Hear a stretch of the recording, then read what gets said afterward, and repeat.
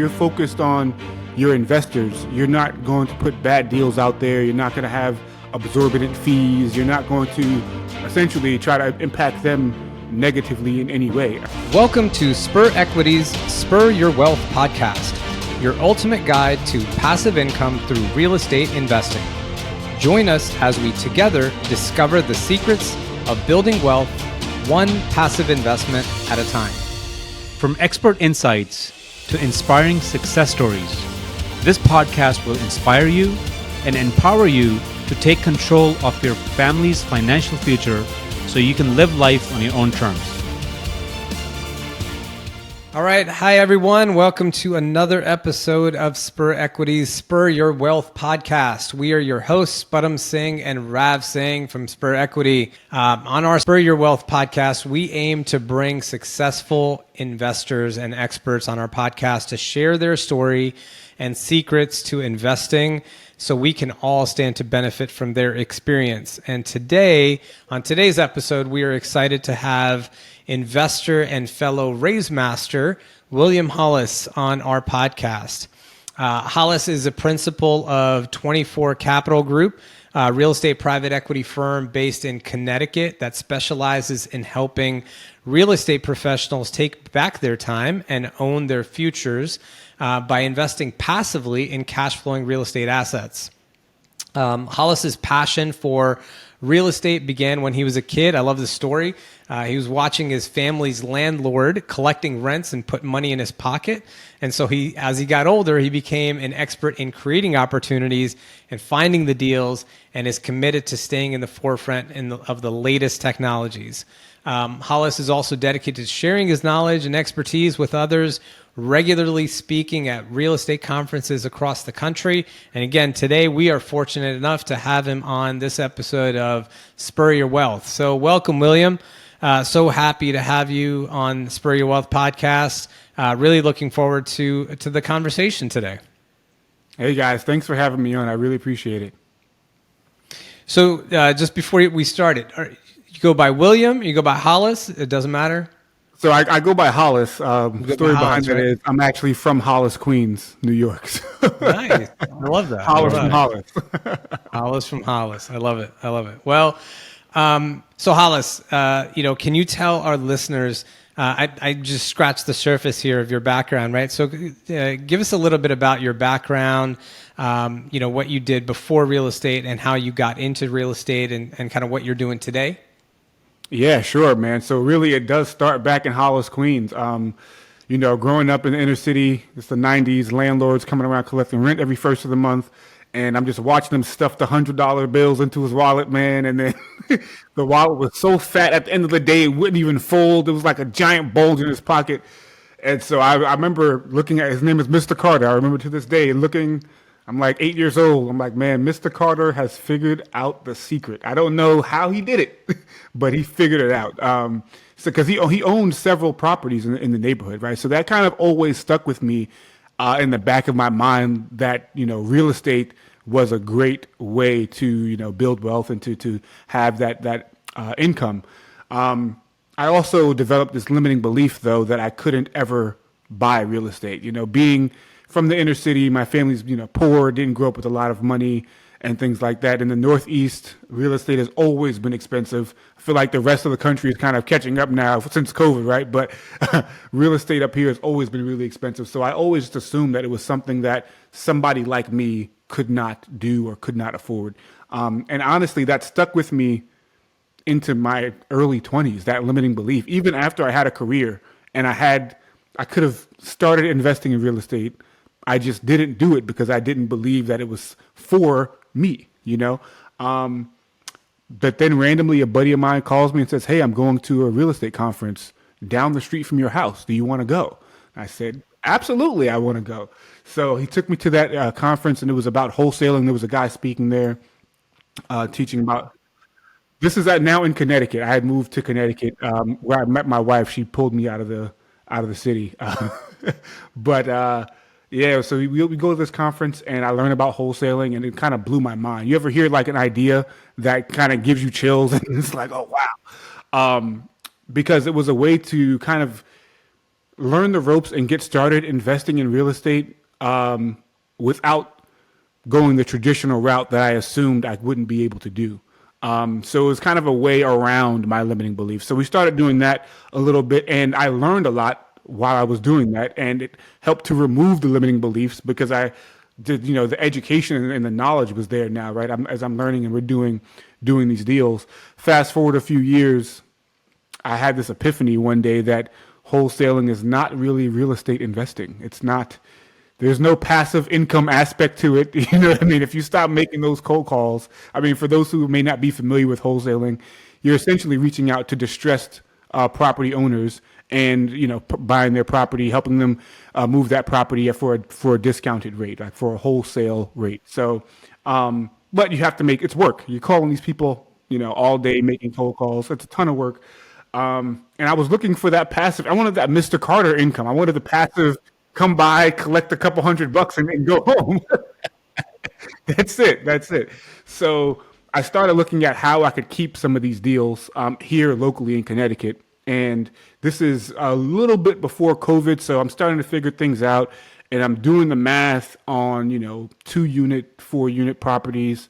And I'm like, man, that's once you take out your CapEx and your management fees and you set aside for this, I'm like, this is not really a lot of like for the amount of money I'm going to put up, this is not really a lot of money that I'm going to get back, right? So I said, someone told me, hey, just look at bigger deals. There's more money if you go bigger.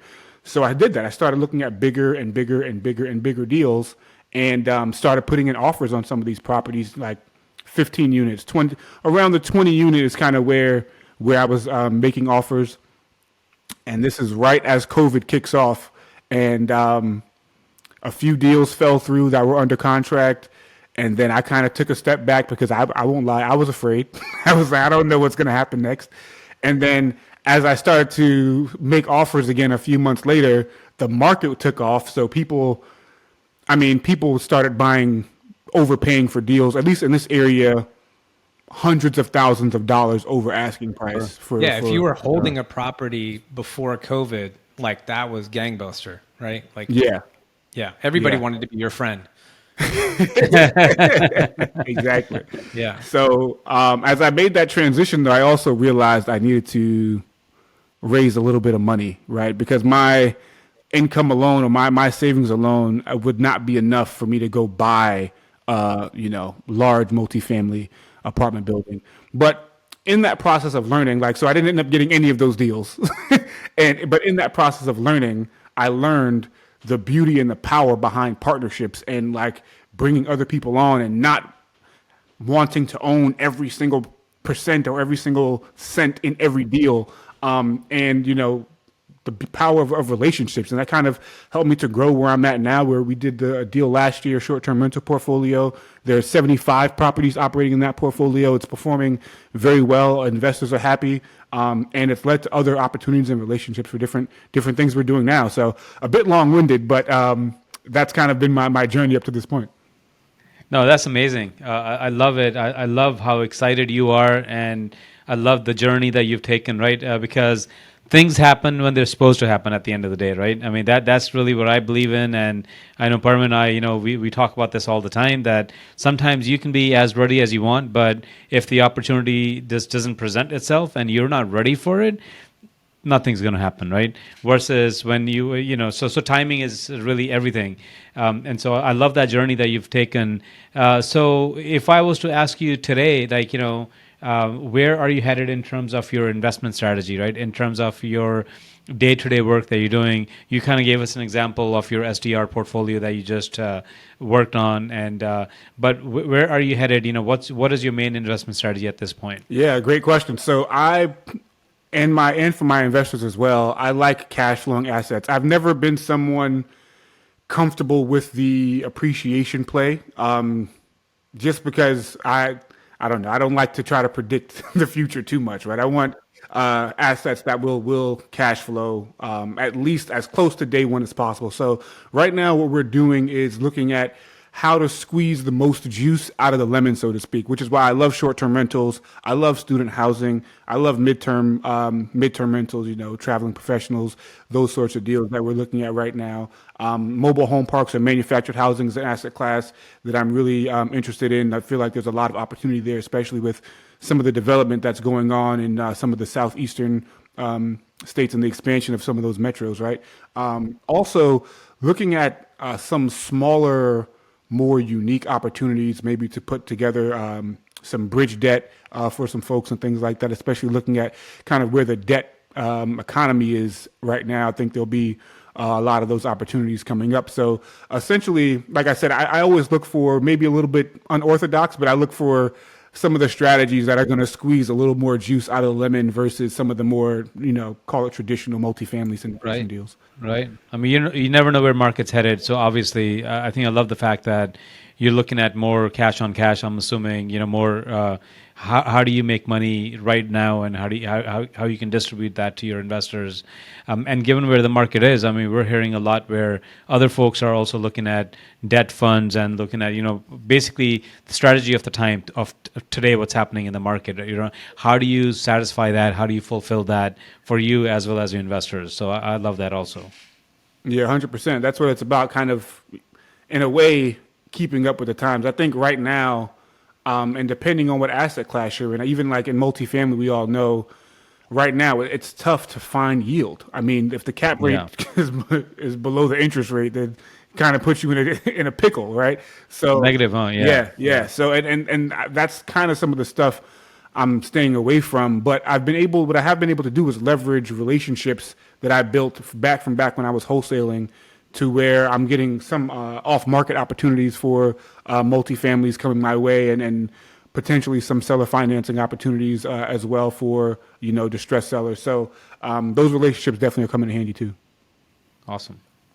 So I love what you said about partnerships, right? I think we're all trained ourselves, like when we talk about real estate, or when we're before us joining a bunch of these masterminds and kind of understanding the nuances of different aspects of real estate. You mentioned a few, like wholesaling and short-term rentals individually. Like we did like single family home flips and things like that, before venturing into kind of smaller and mid-sized multifamily to larger multifamily.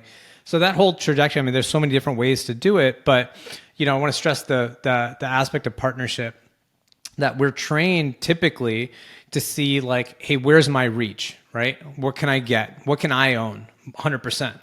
And so that's why it kind of, you were saying it, like limiting beliefs. Like you don't have the income right now to go tackle a $20 million project.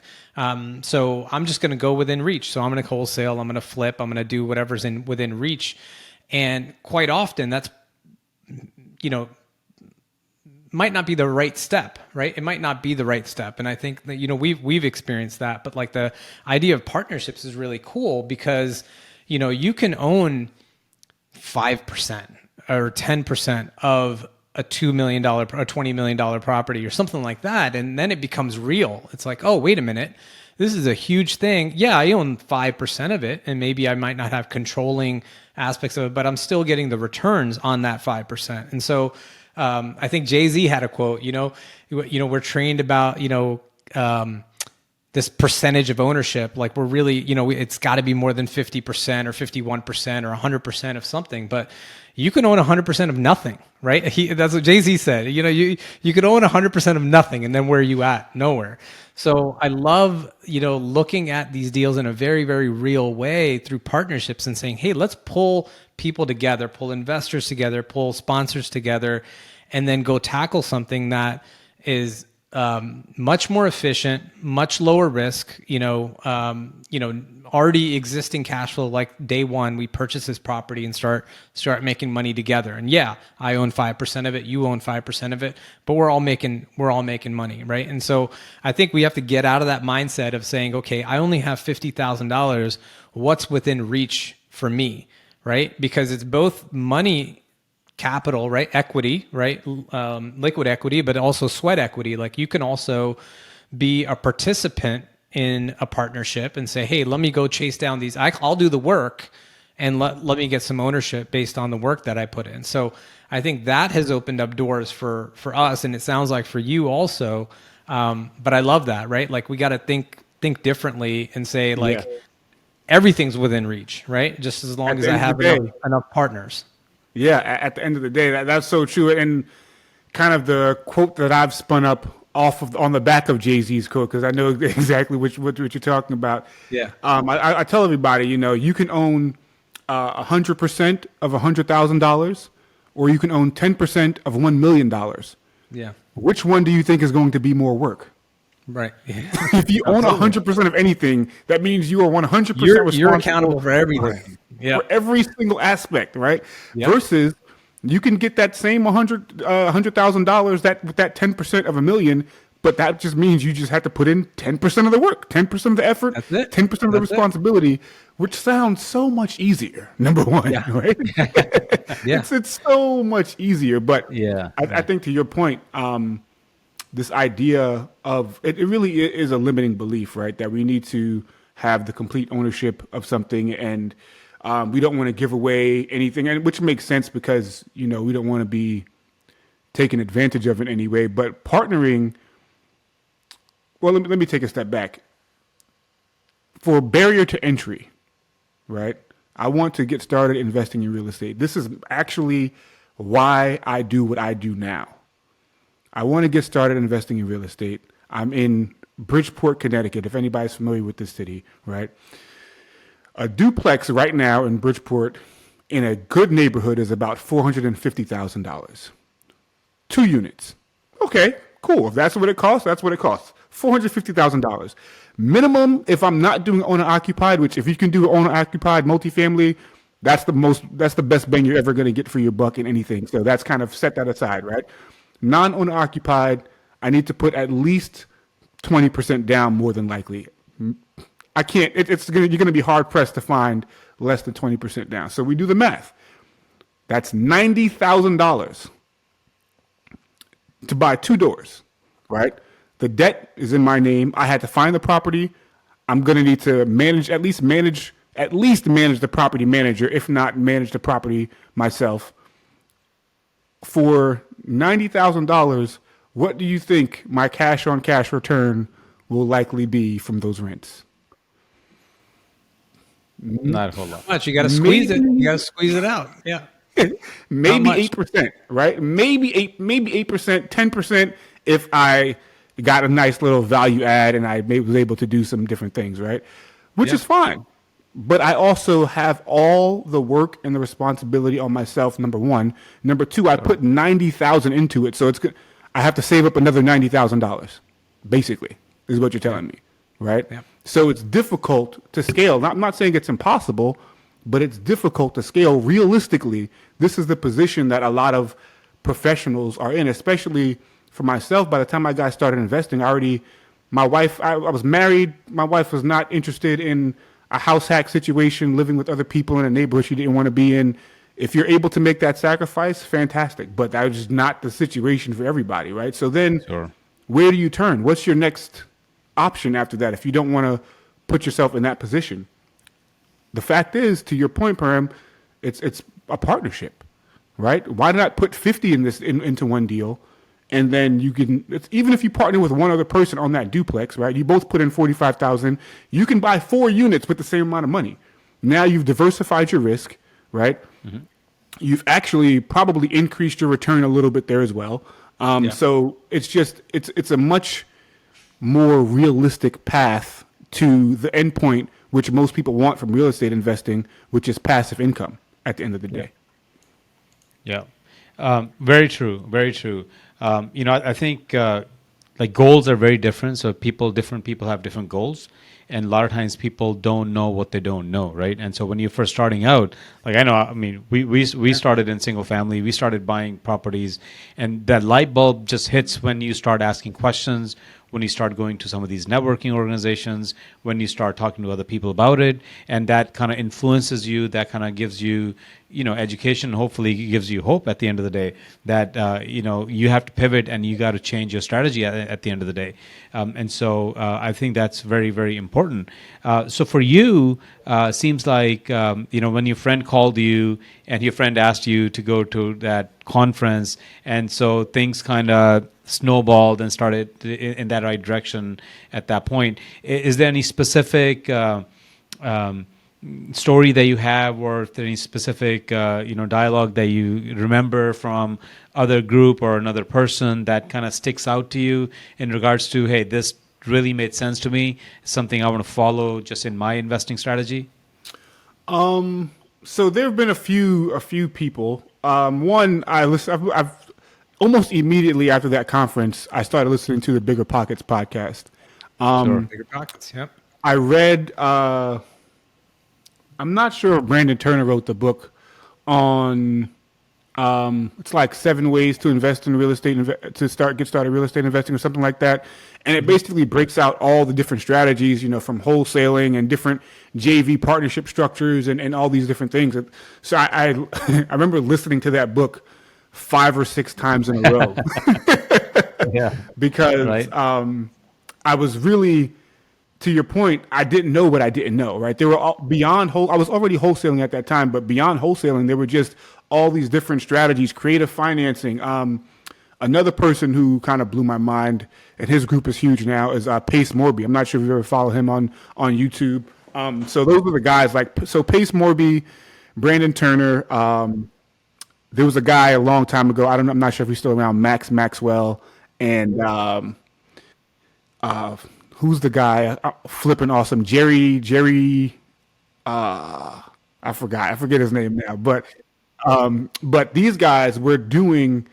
Not only were they wholesaling deals, but they were showing you how to actually acquire deals for yourself, different strategies you can use, and really, once I saw that, it opened my mind up to the idea of partnerships in all of these different type of ways. Like Perrin mentioned, maybe I'll just be boots on the ground. So I've actually done deals before where it's an out-of-state wholesaler and they're like, hey, we need a video of the property, right? Oh, cool. I'll go drive 45 minutes. I'll take a video of the property, get a couple $100. Maybe I get a cut of the deal, whatever the case may be. I've had deals where, hey, I want to buy this property, but I don't want to drive 2 hours. I call somebody else now, right? And now, so all of those different guys and kind of being educated on all of the different strategies available for partnership, right? It's not always monetary. It's time. It could be experience. I've had several mentors kind of who I've picked up along the way, and it's just experience, like being able to draw on their wealth of knowledge.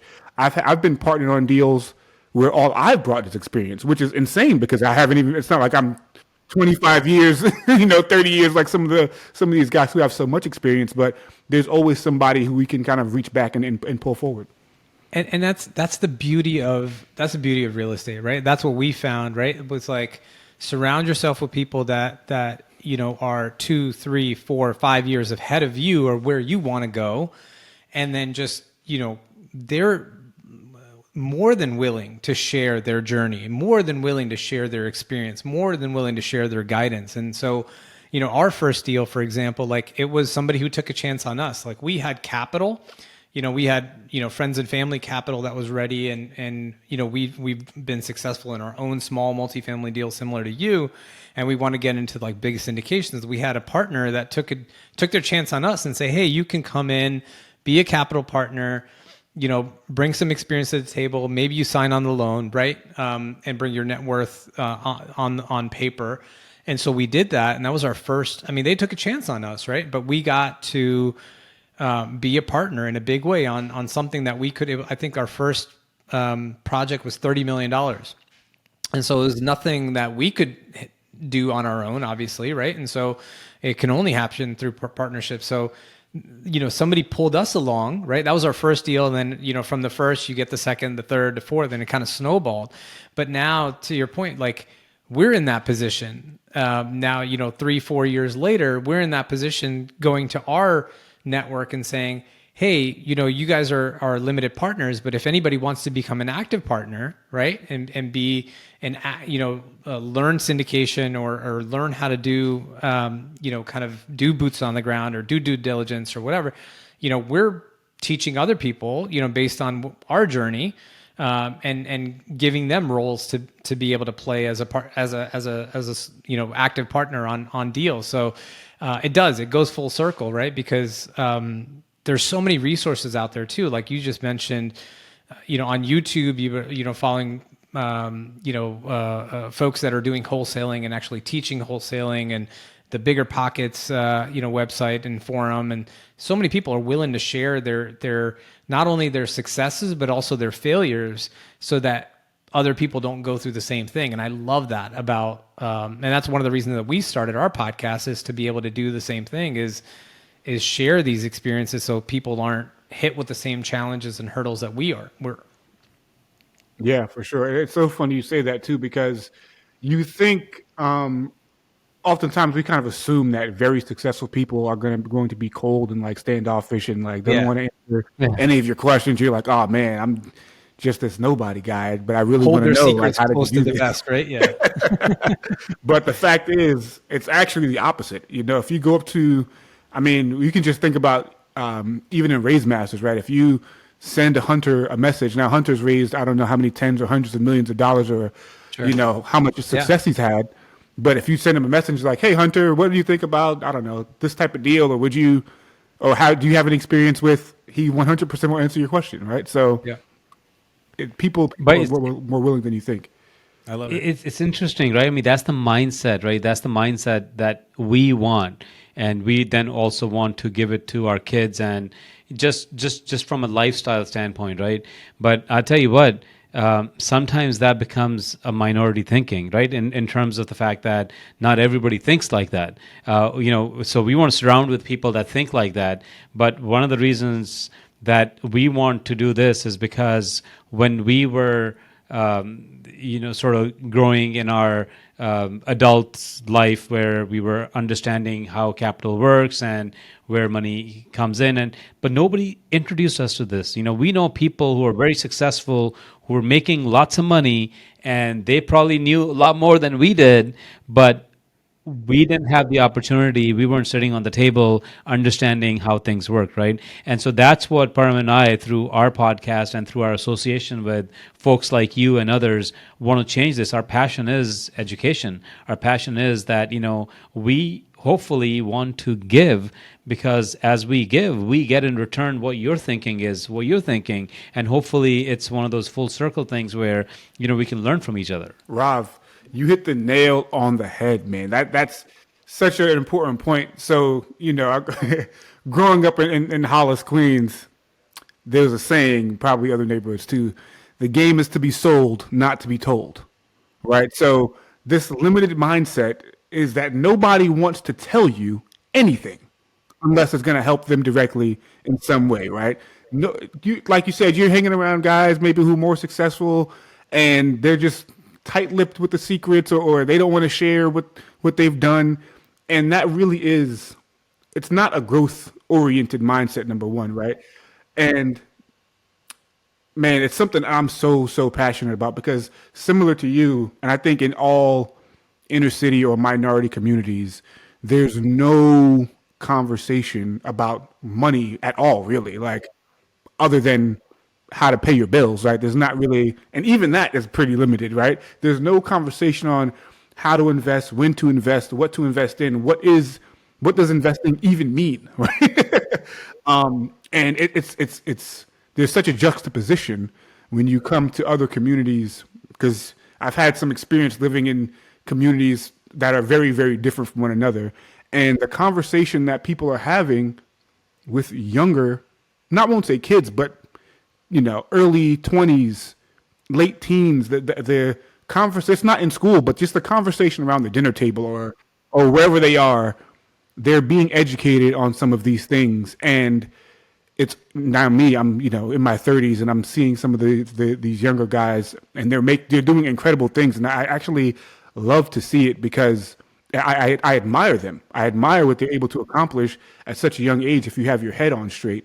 But now for me, I'm very passionate also about the education because I'm like, man, if somebody had told my parents this, Right. if this, Trajectory would be different. Yeah. everything would be different. Yeah. Who can I tell? Right. Who wants to know? Yeah, I mean, we even in our community, right? Like in the Punjabi community, yeah, obviously, the goal is to be successful, but like it's you have this. Sometimes you have this community mindset of like we want to show our money, not grow our money, right? So anytime we get a bump in a paycheck or anytime we get a bonus, it's like, let me show it off. Let me get something good so I could show off that I have something. And it's not but we should be educating like, all right, let's not live outside of our means. Let's actually, if we get something, use our income in the right way and grow it, right? So grow money, not show money. And so I think that's an important conversation to have. And we have that with our children too. It's like, yeah, just because you have enough money to go buy the latest and greatest XYZ, whatever it is, doesn't mean you should, right? Like let's invest it. Let's do something that allows that money to grow, and then ultimately passively, and then you can always get your toys, right? You can always get your toys from that passive income, but use your working income to actually grow that money. And so those are the things that we've been trying to share within our own family, right? To be able to get out of that sort of cycle of like, showing off or kind of, it's great to have nice things, but let's make sure that we're doing it in a sustainable way that will ultimately, have our money work for us, not us working for money indefinitely. Very true. Very true. I mean, what you focus on, it ultimately is going to expand, right? Bad direction or good direction, whichever direction that you go. So might as well have those conversations with your kids at the dining table, at the dinner table, where you're talking about life, you're talking about positive thinking, you're talking about growth mindset. That ultimately leads hopefully to them to get better experiences in life while they're going to school, and hopefully when they start their careers faster than probably what yours and my trajectory was at that point. Yeah, for sure. And even to touch on that point about mindset, I was a person who hated the word mindset, to be honest. For anybody who's kind of grown up in a difficult situation where you feel like you're scrapping and scraping for every dollar, the idea of mindset sounds like hippie mumbo jumbo. Like, what are you talking about? I need to go to work tomorrow. That's what my mindset is on going to work, is to put food on the table, right? Until I actually started to really understand what we're talking about when it comes to mindset. A lot of the things we've talked about today, right? The willingness to partner, the willingness to just freely share information. And it's not any weird hippie science of like, think about this and that's going to happen. It's actually just being a good person and being a person who's willing to help others without asking for anything in return. That is what having a growth mindset means. And to your point, Rav, really it's true.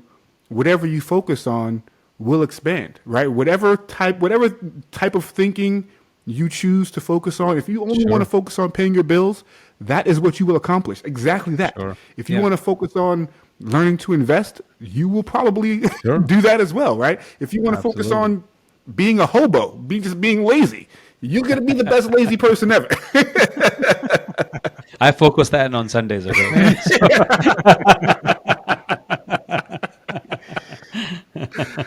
mean, I think we've actually within our own business, like we have family that run like hotels, and we have family that runs gas stations and convenience stores, retail centers, whatever, and it's a business, right? They're out in it to make money. But I love we're talking about mindset, right? The mindset that they bring to the table is, if I take care of my customers' needs and I take care of my employees' needs, the money will follow, right? I'm going to be successful because I'm taking care of the people that make me successful, right? My customers and my employees. And so we have that same mindset when we're talking about, let's talk about Mr. Carter, right? As a landlord, right? If you're actually taking care and making sure that you're elevating the lifestyle of the residents that live in your community, for example, right? You're going to be successful because guess what? That's where people are going to flock to, right? Those are the properties that people are going to flock to because you're taking care of them. You're upgrading their living status. You're taking care of the playground. You're taking care of the pool. You're doing the renovations. Yes, you're going to bump the rents accordingly, but people are going to come there because they feel taken care of. And so I love real estate and what we do because it's a win for me, right? Because we're getting more money because we're bumping rents and we're doing all that. My investors are winning, win-win for them, but it's a win for the people that live there too, because they're willing to pay that extra $25, $50 because, hey, this landlord or these people that are managing the property are actually elevating that lifestyle. And so I love that because you can actually feel good about what you're doing. You're not being a slumlord. You're not going by and saying, collecting rent in a negative way. It's a partnership even with the residents. And so I love the fact that we get to do that and do it in a meaningful way for everybody. Yeah, that's such a powerful point. I think putting people over profits, right? Because man, that's so impactful, not only to communities but in all areas of business. If you invest in people, and then ultimately you'll succeed. If you're focused on your investors, you're not going to put bad deals out there. You're not going to have exorbitant fees. You're not going to essentially try to impact them negatively in any way. Especially, I think when it comes to renters, I think landlords kind of get a bad rap, and just in general, right? Like you're charging me to live here. It's always people often think of it negatively, but Alex Hormozy talks about this idea of commoditization, right? People assign a price to commodities, but they don't assign a price to value, right? If you go to the grocery store, whole milk is basically created equal. Like, I'm only willing to pay up to this amount because it's milk. It's all it's going to be is milk. There's not anything else to it, right? But I shop at Trader Joe's because I like the people at Trader Joe's, man. The people at Trader Joe's are really, really friendly all the time, right? Is Trader Joe's more expensive? I don't know. Maybe. I haven't really done a comparison, but I'm not assigning a price to them because I value the experience they're giving me. And I think the same thing goes in multifamily. Like, okay, is this a complex that we're repositioning more expensive? Sure, but people are probably willing to pay it without even really considering the amount of money because we're bringing legitimate additional value. And if you're not bringing additional value, you'll find out because no one's going to move in and you're going to lose your money, right? So It's pretty plain to see when you're bringing value versus when you're not. So if you put the people first, focus on bringing value to people in life, it's really the way to make profit. 100%. Yeah. Beautiful what you said. So Hollis, as we wrap up our podcast, this has been awesome getting to know you and learning your story. I want to let's end it on some final thoughts. I'll give you also an opportunity to kind of share your contact details or how people get in touch with you. But as a final thought, from Hollis, Queens, right? So I think Run DMC also from Hollis, Queens, right? So famously walk this way, talk this way. So tell us some advice. Walk this way, talk this way. Give me some advice on what you think we should be looking at or what our listeners should be looking at from an investment strategy, from future in real estate. Like, give us some advice, in either in life and mindset or real estate in general. Sure. So let's see. We dropped a Jay-Z quote already. I'm going to give you a quote from my grandfather, Martin Hollis, Sr. Reach for the stars and grab the moon. Even if you miss the stars, at least you got the moon. And I think it's this idea of not limiting ourselves in what we genuinely believe we can accomplish. Because if you set the bullseye, if you set the standard high, even if you miss, you will have accomplished something amazing. And so that's kind of something that I've tried to live by, especially in my adult life. Just going after it, and I will admit I fail frequently, but it as also those failures have brought new opportunities and have allowed me to accomplish a lot of really cool small things. So yeah, man, reach for the stars and grab the moon. That's awesome. I love it. So Hollis, I know our listener. I've gotten a lot out of this conversation. I know Rav has. I know our listeners have as well. So if folks want to get in touch with you and link up with you directly, what's the best way to reach out to you? Yeah, you can find me on Instagram at REI Hollis. I'm at REI Hollis on every social media platform, but I'm really active on Instagram. I answer all of my DMs that are not spam. So hit me Excellent. up. Awesome. Well, that's the time that we have today. So, Hollis, I really want to thank you. This has been an awesome conversation. Hopefully, we get to have you on again and sort of continue the conversation. But really want to thank you for sharing your story and sharing your time with us. I appreciate it. Fellas, I appreciate you guys. You're both killing it, and I really appreciate you having me on. It's been a ton of fun. Excellent. And to all our listeners, thank you for tuning in to this episode of Spur Your Wealth podcast. Again, we are Param Singh and Rav Singh from Spur Equity. Remember, your journey to financial freedom begins with knowledge and action, where knowledge is power. But action is superpower. I'm happy investing. Thank you for joining us on this episode of Spur Your Wealth podcast. We hope you enjoyed the valuable insights and inspiration. Don't forget to subscribe to our podcast and stay updated on future episodes filled with actionable tips and strategies. If you want more information about our investment projects, visit us at SpurEquity.com. If you have an inspiring story to share and would like to be a guest on our podcast, email us at podcast@SpurEquity.com. Until next time, happy investing.